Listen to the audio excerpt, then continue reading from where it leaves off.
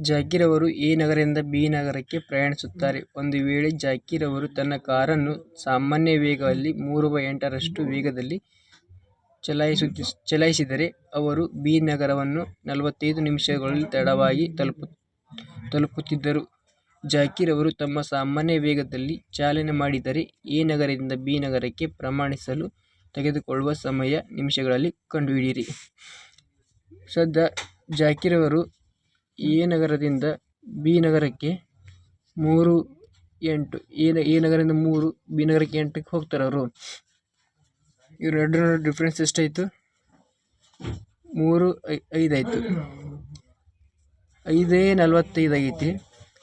ಸದ್ಯ 9:45 ಆಯಿತು. 45 ನಿಮಿಷಗಳು. ಇವಾಗಂತೂ ಎ ನಗರ ಅಂತೂ ಬಿ ನಗರಕ್ಕೆ ಅಂದ್ರೆ 3. ಸದ್ಯ ಎ ನಗರ ಚಲೋ ಮಾಡ್ಯಾರ ಅಂದ್ರೆ 3:27. Answer C answer.